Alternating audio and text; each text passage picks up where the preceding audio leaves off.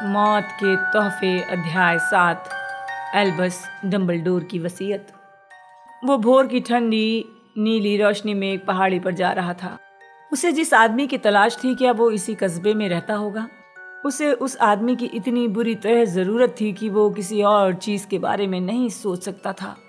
उस आदमी के पास उसकी समस्या का जवाब था। ओए, जाग जाओ! हैरी ने आंखें खोली। वो रॉन के अटारी वाले कमरे में पलंग पर लेटा था। सूरज उगा नहीं था। कमरे में अब भी थोड़ा अंधेरा था। हैरी के माथे का निशान पीस मार रहा था।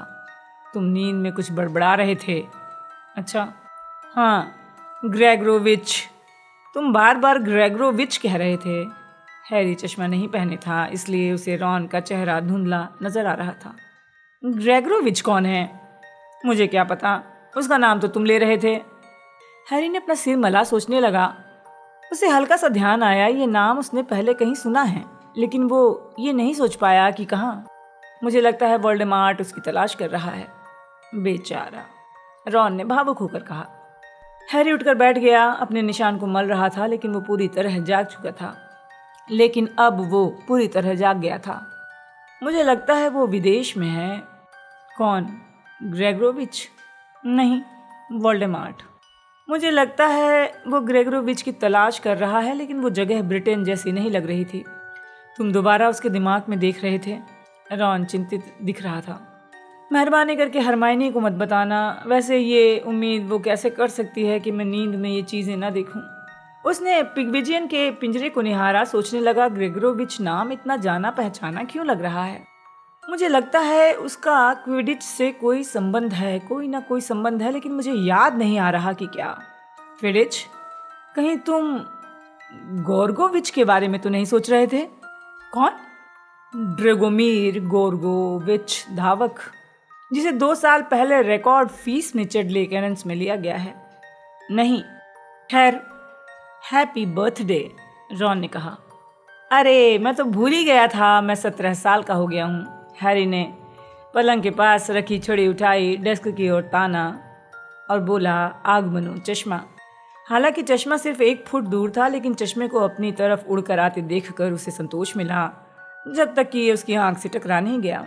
बहुत अच्छे, रॉन मुस्कुराया। स्थिति सूचक सम्मोहन हटने के जश्न में हैरी रॉन के सामान को पूरे कमरे में उड़ाता रहा। पिग्विजियन जाग गया।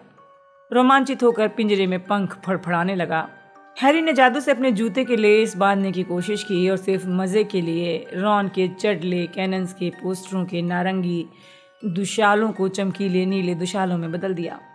हैरी और रॉन किचन में पहुंच गए। उन्होंने देखा टेबल पर तोहफों का ढेर है। बिल और मिस्टर डेलाकोर अपना नाश्ता खत्म कर रहे थे। हैरी, आर्थर कह के गए हैं मैं उनकी तरफ से तुम्हें 17वें जन्मदिन की शुभकामनाएं दे दूं। उन्हें जल्दी ऑफिस जाना पड़ा, लेकिन डिनर के वक्त वो लौट आएंगे। सबसे ऊपर वाला तोहफा हमारा है। हैरी बैठ गया। उसने वो चौकोर पार्सल उठा लिया जिसकी तरफ मिसेस वीजली ने इशारा किया था। ये वैसी ही घड़ी थी जैसी मिस्टर और मिसेस वीजली ने रॉन को उसके 17वें जन्मदिन पर दी थी। इसकी सुनहरी घड़ी में कांटों की बजाय सितारे गोलाई में घूम रहे थे। जादूगर के बालिग होने पर उसे घड़ी देने का रिवाज है, मिसेस वीजली ने कहा और कुकर के पास से उसे चिंता से देखा। मुझे अफसोस है, ये रॉन जैसी नई नहीं है। दरअसल ये मेरे भाई फेबियन की है और वो अपने सामान की ठीक से देखभाल नहीं करता था। पीछे की तरफ कुछ निशान है, लेकिन उनकी बात अधूरी रह गई। हैरी ने उठकर उन्हें गले लगा लिया। हैरी ने उस आलिंगन में बहुत सी अनकही बातें भरने की कोशिश की और शायद मिसेस वीजली समझ गई, क्योंकि उसे छोड़ते समय उन्होंने उसका गाल थोड़े अटपटे ढंग से थपथपाया। फिर उन्होंने अपनी छड़ी थोड़ी लापरवाही से लहराई, जिससे आधा बेकन कढ़ाई से उछलकर फर्श पर गिर गया।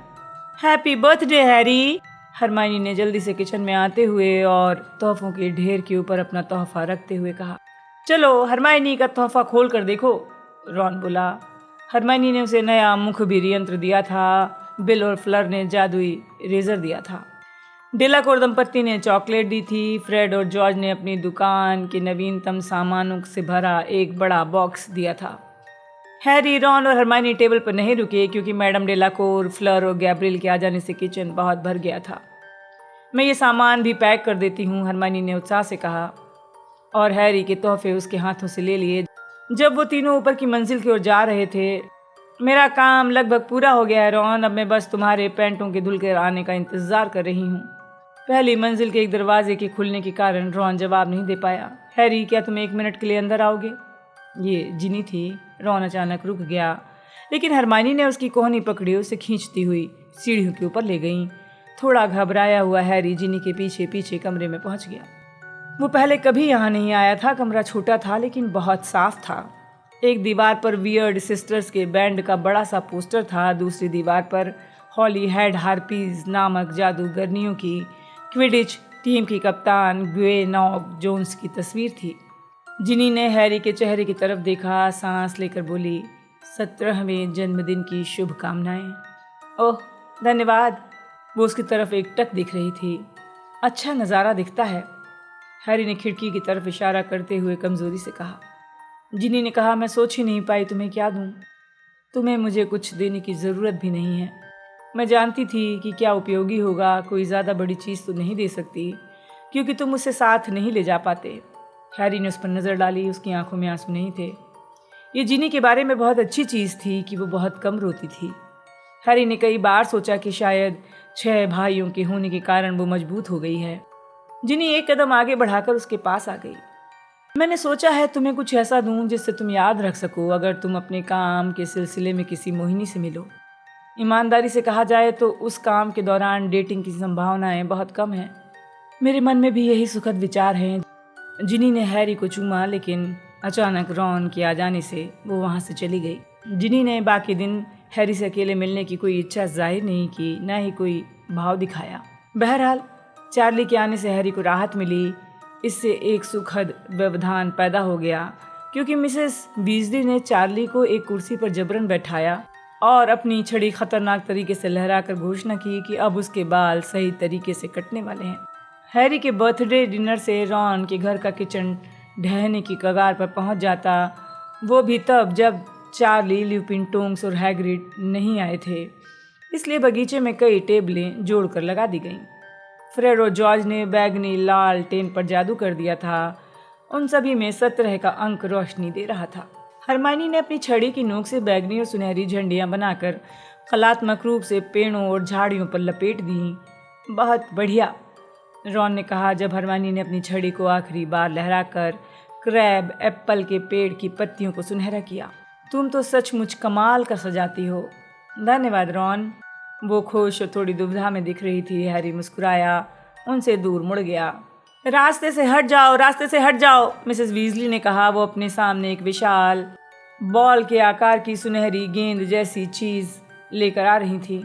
कुछ सेकंड बाद हैरी को एहसास हुआ ये उसका बर्थडे केक था। मिसेस बीजली उसे ऊबड़ खाबड़ जमीन पर लाने का जोखिम लेने की बजाय अपनी छड़ी में हवा से उठाकर ला रही थी। जब केक आखिरकार टेबल के बीच में रख दिया गया तो हैरी बोला, ये तो बहुत अच्छा दिख रहा है मिसेस बीजली। ओह कुछ नहीं है बेटे। उनके कंधे के पीछे से रॉन ने अंगूठा उठाकर हैरी को दिखाया। बगैर कोई शब्द बोले खामोशी से होंठ हिलाकर कहा, बहुत बढ़िया। 7 बजे तक सारे मेहमान आ गए थे। गली के मोड़ पर उनका इंतजार कर रहे फ्रेड और जॉर्ज उन्हें घर तक ला चुके थे। हैग्रिड ने इस मौके पर अपना सबसे अच्छा बालों वाला भयंकर भूरा सूट पहना था। हैरी से हाथ मिलाते समय ल्यूपिन मुस्कुराए, लेकिन हैरी को वो थोड़े नाखुश लगे। टोंक्स बेहद खुश थी।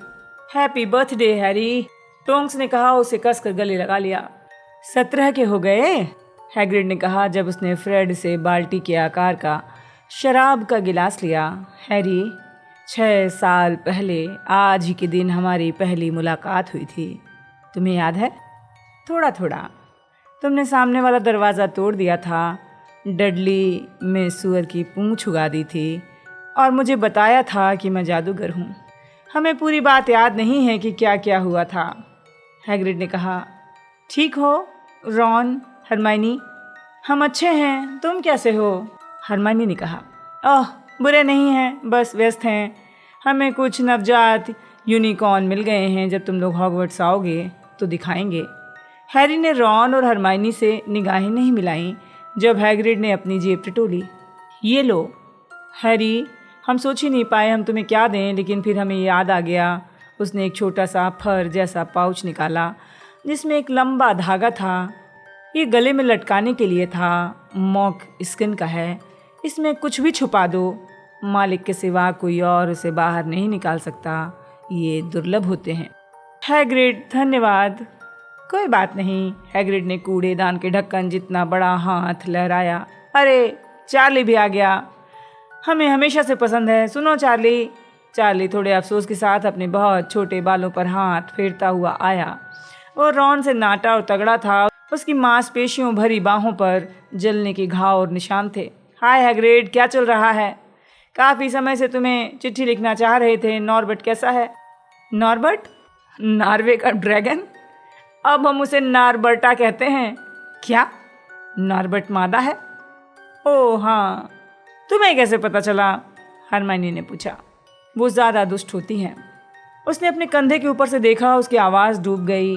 काश डैडी जल्दी से आ जाएं, मम्मी बेचैन हो रही हैं। उन सभी ने मिसेस वीजली की तरफ देखा, जो मैडम डेलाकोर से बातचीत करते समय बार बार गेट की तरफ देख रही थीं। मुझे लगता है हमें आर्थर के बिना शुरू कर देना चाहिए, उन्होंने एक दो पल बाद कहा। लगता है वो कहीं अटक गए हैं। ओह, सभी ने इसे एक साथ देखा। रोशनी की एक लपट जो अहाते के पार उड़ती हुई आई और टेबल पर टकरा गई, जहां ये चांदी जैसे चमकीले रंग के नेवले में बदल गई, जो अपने पिछले पैरों पर खड़ा होकर मिस्टर वीजली की आवाज़ में बोलने लगा, मेरे साथ जादू मंत्री आ रहे हैं। पितृदेव हवा में गायब हो गया। फ्लर का परिवार आश्चर्य से उस जगह को ताकता रहा जहां गायब हुआ था। हमें यहाँ नहीं रहना चाहिए, ल्यूपिन ने कहा। हैरी, मुझे अफसोस है, कारण बाद में बताऊंगा। उन्होंने टोंग्स की कलाई पकड़ी, उसे खींच कर ले गए। वो फेंस तक पहुंचे, उसे लांघ कर पार किया और उछल हो गए। मिसेस वीजली हक्की बक्की दिखने लगी। मंत्री जी, लेकिन क्यों? मैं समझ नहीं पाई। लेकिन इसके बारे में बातचीत करने का वक्त नहीं मिला। एक सेकंड बाद मिस्टर वीजली हवा में से प्रकट होकर गेट पर आ गए।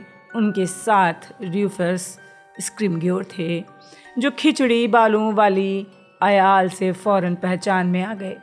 दोनों आगे वाले अहाते के पार निकलकर बगीचे और लालटेनों से रोशन टेबल की तरफ आए, जहां बैठा हर व्यक्ति खामोश होकर उन्हें आते हुए देख रहा था। जब स्क्रिमग्योर लालटेन की रोशनी के दायरे में आए तो हैरी ने देखा वो ज़्यादा बूढ़े दिख रहे हैं। इसके अलावा वो ज़्यादा दुबले और गंभीर लग रहे थे। बाधा डालने के लिए अफसोस है, स्क्रिमग्योर ने कहा जब वो टेबल के सामने लंगड़ाते हुए रुक गए। ख़ास तौर पर तब जब मैं देख सकता हूँ कि मैंने एक पार्टी के बीच में खलल डाला है। उनकी नज़रें पल भर के लिए सुनहरी गेंद के आकार के केक पर ठहर गईं। जन्मदिन की बहुत बहुत शुभकामनाएं। धन्यवाद, हैरी ने कहा। मैं तुम्हारे साथ अकेले में कुछ बात करना चाहता हूँ, स्क्रिमग्योर ने आगे कहा। मिस्टर रोनाल्ड वीजली और मिस हरमाइनी ग्रेंजर के साथ भी। हमसे? हमसे क्यों? रॉन ने हैरानी भरी आवाज़ में पूछा। मैं तुम्हें अकेले में बताऊंगा, क्या कोई ऐसी जगह है? उन्होंने मिस्टर वीजली से पूछा। हाँ बिल्कुल है। तुम लोगों को पता नहीं था कि डंबलडोर तुम्हारे लिए कुछ छोड़ कर गए हैं? हम सभी के लिए? मेरे और हरमाइनी के लिए भी? रॉन ने कहा। हाँ, तुम सभी के लिए। लेकिन हैरी बीच में बोल पड़ा। डंबलडोर की मौत को 1 महीना हो चुका है। अगर उन्होंने हमारे लिए कोई चीज़ छोड़ी थी तो उसे हम तक पहुंचने में इतना वक्त क्यों लग गया? क्या ये स्पष्ट नहीं है? स्क्रिमग्योर के जवाब देने से पहले हरमाइनी बोल पड़ी। डंबलडोर हमारे लिए जो चीज़ छोड़कर गए थे, ये उसकी जांच करना चाहते थे। आपको ऐसा करने का कोई हक नहीं था, उसने हल्की सी कांपती आवाज़ में कहा। मुझे पूरा हक था। स्क्रिमग्योर ने उसकी आपत्ति को हवा में उड़ाया। वैधानिक जब्ती कानून के तहत मंत्रालय के पास वो शक्ति है कि वो वसीयत की सामग्री को जब्त कर सकता है।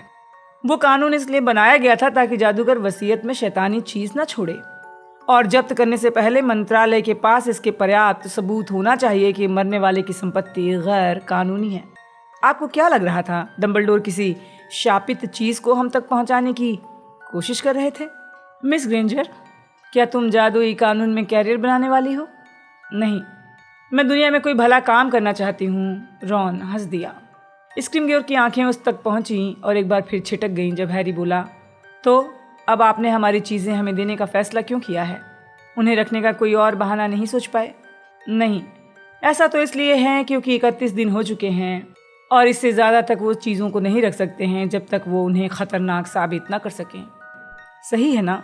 स्क्रीमग्योर ने हरमाइनी को नज़रअंदाज करते हुए रॉन से पूछा, रोनाल्ड, तुम्हें क्या लगता है कि तुम डंबलडोर के करीब थे? रॉन हैरान था। मैं? नहीं, सचमुच नहीं, हमेशा हैरी ही। रॉन ने घूमकर हैरी और हरमाइनी की तरफ देखा। हरमाइनी उसकी तरफ चुप रहो वाली नज़र से देख रही थी, लेकिन नुकसान हो चुका था। स्क्रीमग्योर को देखकर लग रहा था जैसे उन्हें ठीक वही सुनने को मिला जिसकी उन्हें उम्मीद थी। वो रॉन के जवाब पर शिकारी पक्षी की तरह झपट पड़े। अगर तुम उनके करीब नहीं थे तो उन्होंने अपनी वसीयत में तुम्हारा नाम क्यों लिया है? वो ज़्यादातर चीज़ें, निजी लाइब्रेरी, जादुई यंत्र और अन्य व्यक्तिगत सामान हॉगवर्ट्स के नाम छोड़ गए हैं। तुम्हें क्या लगता है तुम्हें क्यों चुना गया? मुझे नहीं पता। मैं जब ये कहता हूँ कि हम करीब नहीं थे, मेरा मतलब है मुझे लगता है कि वो मुझे पसंद करते थे। इतना शर्मा क्यों रहे हो रॉन? डंबलडोर तुम्हें बहुत पसंद करते थे, हरमाइनी बोली। इस सच्चाई से बहुत दूर था हैरी। जहाँ तक जानता था, रॉन और डंबलडोर कभी अकेले नहीं मिले थे। उनके बीच सीधा संपर्क तो ना के बराबर था। बहरहाल ऐसा लगा जैसे स्क्रीमग्योर सुन नहीं रहे थे। उन्होंने अपना हाथ चोगे के भीतर डालकर धागे वाला पर्स निकाला। ये उस पर्स से ज़्यादा बड़ा था जो हैग्रिड ने हैरी को दिया था। इसमें से एक चर्मपत्र निकाला, उसे सीधा किया। पढ़ने लगे। एल्बस पर्सिवल बुलफ्रिक, ब्रायन डंबलडोर की अंतिम वसीयत। हाँ, ये रहा। रोनाल्ड विलियस वीजली के नाम में अपना बत्ती बंद यंत्र छोड़ रहा हूँ, इस उम्मीद में कि इसका इस्तेमाल करते समय वो मुझे याद करेगा। स्क्रीमग्योर ने अपने पाउच से एक चीज़ निकाली जिसे हैरी पहले देख चुका था। ये चांदी के सिगरेट लाइटर जैसी दिख रही थी, लेकिन वो जानता था इसकी एक क्लिक से किसी भी जगह की सारी रोशनी चूसने और लौटाने की शक्ति थी। स्क्रीमग्योर झुके और रॉन को बत्ती बंद यंत्र दे दिया। रॉन अपनी उंगलियां घुमाने लगा। वो स्तब्ध दिख रहा था। ये मूल्यवान है, शायद अनूठा भी। निश्चित रूप से डंबलडोर ने इसे खुद बनाया था। उन्होंने इतनी दुर्लभ चीज़ तुम्हारे नाम क्यों छोड़ी है? स्क्रीमग्योर ने रॉन को देखते हुए पूछा। रॉन ने अपना सिर हिलाया। वो चकराया हुआ दिख रहा था। डंबलडोर ने हजारों विद्यार्थियों को पढ़ाया होगा, लेकिन उन्होंने अपनी वसीयत में सिर्फ तुम तीनों के नाम चीज़ें छोड़ी हैं। ऐसा क्यों है? उन्होंने क्या सोचा होगा कि तुम उनके बत्ती बंद यंत्र से क्या करोगे मिस्टर वीजली? मुझे लगता है बत्तियां बुझाऊंगा, रॉन बुदाया। इसके अलावा मैं क्या कर सकता हूँ? जाहिर है स्क्रीमग्योर के पास इसके बारे में कोई सुझाव नहीं था। रॉन को एक दो पल तक घूरने के बाद स्क्रीमग्योर डंबलडोर की वसीयत की तरफ मुड़े। मिस हरमाइनी जीन ग्रेंजर के लिए मैं अपनी बीडल की कहानियाँ पुस्तक इस आशा में छोड़ रहा हूँ कि उसे ये मनोरंजक और शिक्षाप्रद लगेगी। स्क्रीमग्योर ने अपने पाउच से एक छोटी पुस्तक निकाली जो ऊपर की मंजिल पर रखी सबसे शैतानी जादू के रहस्य जितनी पुरानी दिख रही थी। इसकी जिल्द दागदार थी, कई जगहों से उखड़ी थी। हरमाइनी ने बिना कुछ कहे इसे स्क्रीमग्योर से ले लिया। पुस्तक को अपनी गोद में रखकर उसे देखने लगी। हैरी ने देखा पुस्तक का शीर्षक पुरातन लिपि में था। उसने कभी इसे पढ़ना नहीं सीखा था। उसे देखते ही देखते उभरे हुए शब्दों पर एक आंसू टपक गया।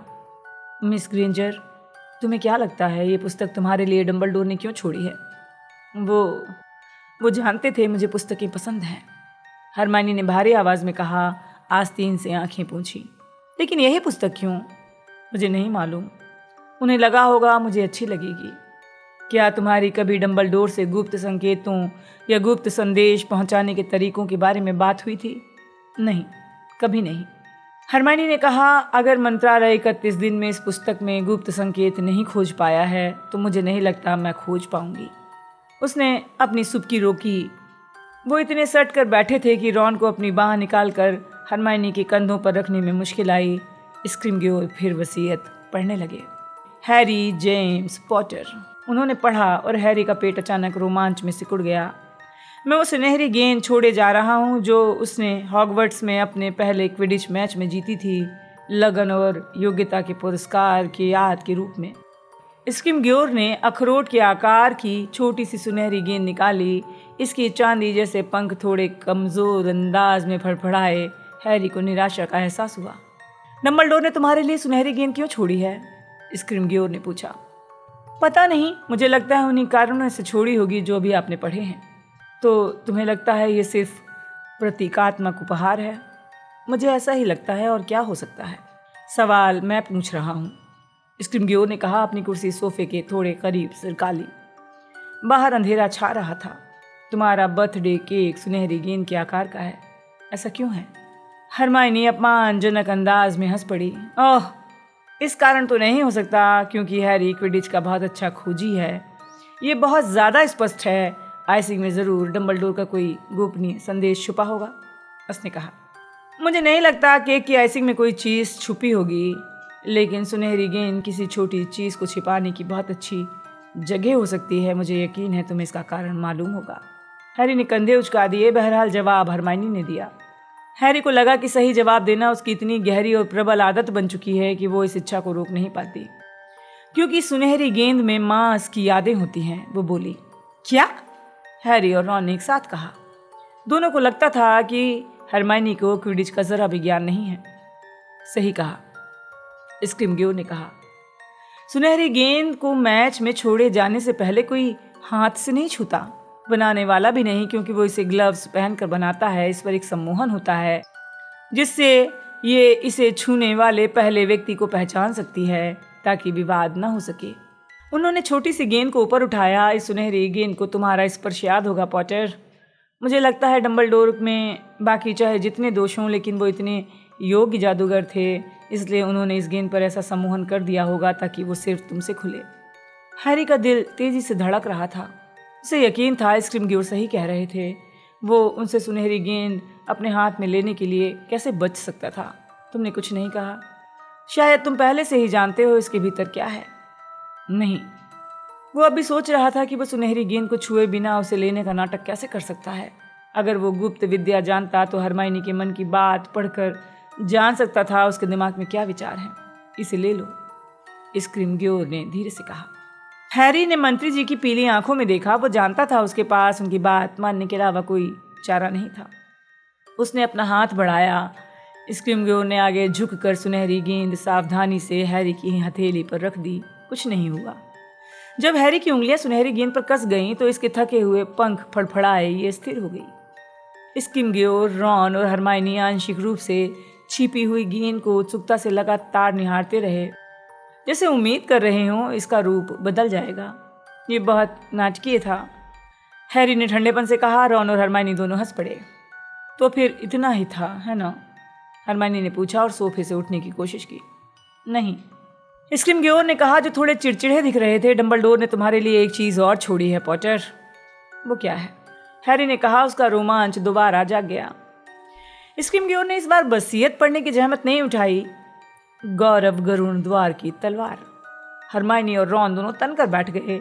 हैरी ने चारों तरफ माणिक जड़ी मूठ की तलाश की, लेकिन स्क्रिमग्योर ने चमड़े के पाउच में से तलवार नहीं निकाली।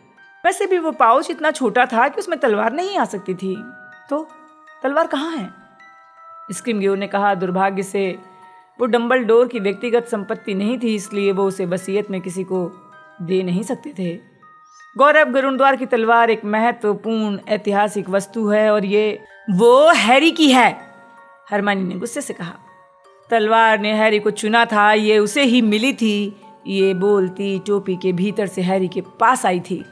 विश्वसनीय ऐतिहासिक सूत्रों के अनुसार तलवार गरुणद्वार हाउस के किसी भी काबिल विद्यार्थी के सामने प्रकट हो सकती है।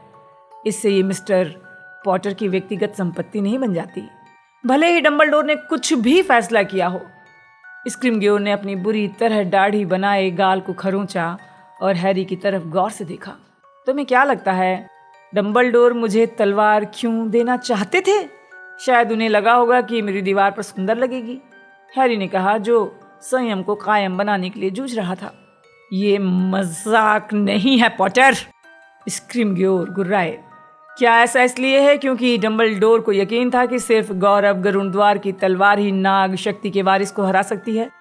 क्या वो तुम्हें तलवार इसलिए देना चाहते थे पॉटर क्योंकि बाकी बहुत से लोगों की तरह वो भी ये मानते थे तुम जानते हो कौन को ख़त्म करना तुम्हारी तकदीर में लिखा है? दिलचस्प अंदाज़ा है। क्या किसी ने कभी वोल्डेमॉर्ट के सीने में तलवार उतारने की कोशिश की है?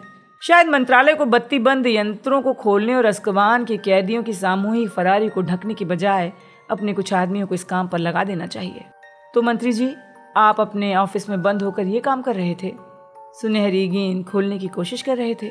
लोग मर रहे हैं, मैं भी मरते मरते बचा हूँ। वोल्डेमार्ट ने 3 काउंटियों तक मेरा पीछा किया। उसने बावरे नैन मूडी को मार डाला, लेकिन मंत्रालय ने इसके बारे में एक शब्द नहीं कहा। और इसके बाद भी आप हमसे सहयोग की उम्मीद कर रहे हैं? तुम बहुत आगे जा रहे हो। स्क्रिमगेओर चिल्लाते हुए खड़े हो गए। हैरी भी उछलकर खड़ा हो गया। स्क्रिमगेओर लंगड़ाते हुए हैरी की तरफ बढ़े। उन्होंने अपनी छड़ी की नोक उसके सीने में कसकर चुभा दी। इससे हैरी की टी शर्ट में जली हुई सिगरेट जैसा छेद हो गया। ओए! रॉन ने कहा, जिसने उछलकर अपनी छड़ी उठा ली, लेकिन हैरी ने कहा, नहीं, तुम इन्हें हमें गिरफ्तार करने का कोई बहाना मत देना। याद आ गया कि तुम स्कूल में नहीं हो, है ना? स्क्रिमगेओर ने हैरी के चेहरे पर सांस छोड़ते हुए कहा, याद आ गया कि मैं डंबलडोर नहीं हूँ, जो तुम्हारी अवज्ञा और उद्दंडता को माफ़ कर दूंगा। पॉटर, तुम अपने निशान को मुकुट की तरह शौक से पहने रहो, लेकिन मैं किसी 17 साल के लड़के के मुंह से ये नहीं सुनना चाहता कि मुझे अपना काम कैसे करना है। अब समय आ गया है कि तुम सम्मान करना सीख लो। अब समय आ गया है कि आप सम्मान लायक बनना सीख लें, हैरी ने कहा। फर्श कांपने लगा। भागते हुए कदमों की आवाज़ आई। फिर सिटिंग रूम का दरवाज़ा धड़ाम से खुला। मिस्टर और मिसेस वीजली भागते हुए अंदर आ गए। हमें लगा जो हैरी और मंत्री जी को लगभग नाक से नाक सटाए देखकर दहशत में आ गए थे। ऊंची आवाज़ें सुनी थीं। मिसेस वीजली ने अपने पति की बात हाँफते हुए पूरी की। स्क्रिमगेओर हैरी से 2 कदम पीछे हटे। हैरी की टी शर्ट में हुए छेद को देखा। उन्हें अपने गुस्से पर अफसोस हो रहा था। कुछ नहीं हुआ, वो गुर्राए। मुझे तुम्हारे नज़रिए पर अफसोस है, उन्होंने कहा और हैरी के चेहरे को एक बार फिर देखा। शायद तुम सोच रहे हो कि मंत्रालय वो नहीं चाहता जो डंबलडोर चाहते थे। हमें मिलकर काम करना चाहिए। मुझे आपके तरीके पसंद नहीं है मंत्री जी। उसने अपनी दाहिनी मुट्ठी ऊपर करके स्क्रिमगेओर को वो निशान दिखाए जो इसके पीछे अब भी सफ़ेद चमक रहे थे। मुझे झूठ नहीं बोलना चाहिए। स्क्रिमगेओर के चेहरे का भाव सख्त हो गया। वो चुपचाप मुड़े, लंगड़ाते हुए कमरे से बाहर चले गए। हैरी ने मिसेस वीजली को पीछे वाले दरवाजे पर रुकते सुना। 1 मिनट बाद वो चिल्लाई, वो चले गए। वो क्या चाहते थे? मिस्टर वीजली ने हैरी, रॉन और हरमाइनी की तरफ देखते हुए पूछा। वो हमें देने आए थे जो डंबलडोर हमारे लिए छोड़ गए थे। उन्होंने अभी अभी डंबलडोर की वसीयत सार्वजनिक की है। बाहर बगीचे में डिनर टेबलों पर सभी लोगों ने वो चीज़ें देखी जो स्क्रिमगेओर ने उन तीनों को दी थी। सभी ने इस बात पर अफसोस जाहिर किया स्क्रिमगेओर ने तलवार नहीं दी, लेकिन उनमें से कोई भी ये नहीं समझ पाया डंबलडोर ने हैरी के नाम पुरानी सुनहरी गेंद क्यों छोड़ी थी। जब मिस्टर वीजली ने बत्तीबंद यंत्र की तीसरी चौथी बार जांच की तो मिसेस वीजली धीरे से बोली, हैरी बेटा, सभी लोग बहुत भूखे हैं। हम तुम्हारे बिना शुरू नहीं करना चाहते। मैं डिनर लगा दूं? उन सभी ने फटाफट खाया। फिर हैप्पी बर्थडे के जल्दी से गाए गए कोरस और केक खाने के बाद पार्टी ख़त्म हो गई। हैग्रिड को अगले दिन शादी में आने का आमंत्रण मिला था, लेकिन वो इतना भीमकाय था कि रॉन के मकान में सो नहीं सकता था। वो पड़ोस के मैदान में तंबू लगाने चला गया। ऊपर की मंजिल पर मिलो, हैरी ने हरमाइनी से फुसफुसा कर कहा। अटारी वाले कमरे में रॉन ने अपनी बत्ती बंद यंत्र की जांच की और हैरी ने हैग्रिड की मॉक स्किन पर्स में सोना नहीं बल्कि वो चीज़ें भरी जिन्हें वो सबसे मूल्यवान मानता था। हालांकि उसमें से कुछ तो बेकार थीं। हॉगवर्ट्स का नक्शा, सीरियस के जादुई आईने का टुकड़ा, आरएबी वाला लॉकेट। उसने डोरी को कसकर खींचा और पर्स गले में लटका लिया। इसके बाद वो सुनहरी गेंद को पकड़कर बैठ गया और इसके धीरे धीरे फड़फड़ाते हुए पंखों को देखता रहा। आखिरकार हरमाइनी ने दरवाजे पर धीमे से दस्तक दी। पंजों के बल चलकर अंदर आ गई। ध्वनि दमन। वो फुसफुसाई और उसने सीढ़ियों की दिशा में अपनी छड़ी लहराई। तुम्हें तो ये मंत्र पसंद नहीं था, रॉन ने कहा। समय के साथ पसंद बदल जाती है। अब हमें अपना बत्तीबंद यंत्र दिखाओ। रॉन ने उसका इस्तेमाल किया। उसे सामने करके उसने क्लिक किया। उन्होंने जो इकलौता लैंप जला रखा था वो तत्काल बुझ गया। बात यह है कि हम पैरों के तत्काल अंधकार चूर्ण से भी ये काम कर सकते थे, हरमाइनी अंधेरे में बोली। एक और क्लिक हुई। लैंप की रोशनी की गेंद उड़कर वापस छत पर पहुंच गई और एक बार फिर पहले जैसी रोशनी फेंकने लगी। फिर भी ये बहुत अच्छा है। उन्होंने कहा था कि डंबलडोर ने खुद इसका आविष्कार किया था। मैं जानती हूँ, लेकिन निश्चित रूप से उन्होंने तुम्हें अपनी वसीयत में ये इसलिए नहीं दिया होगा कि हमें बत्तियाँ बुझाने में मदद मिले।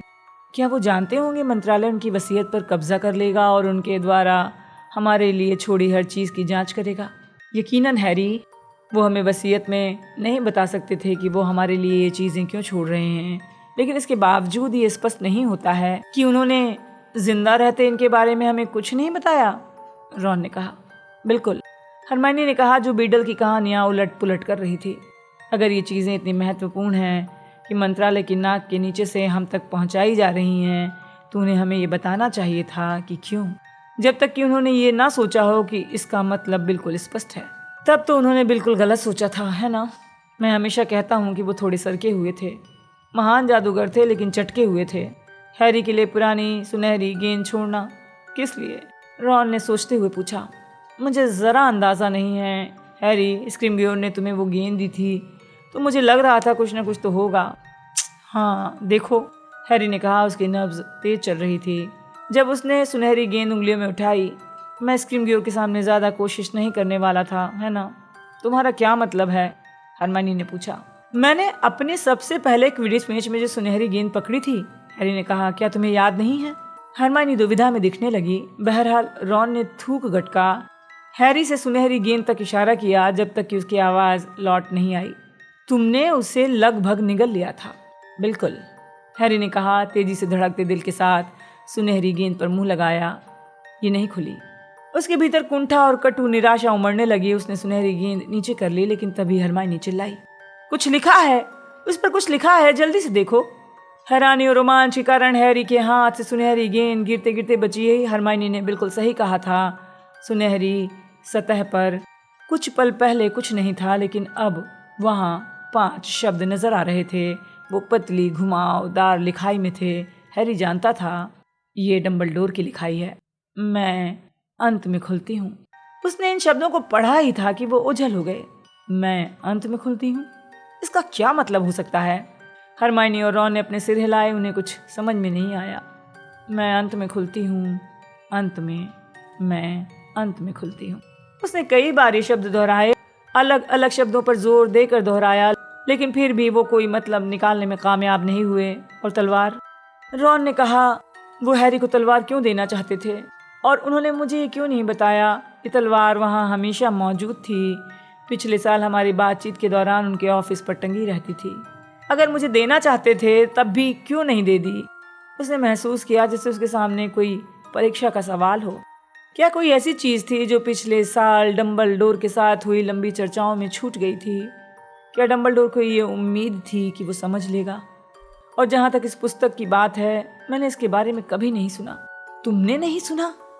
तुम मजाक कर रही हो, है ना? रॉन ने अविश्वास से पूछा।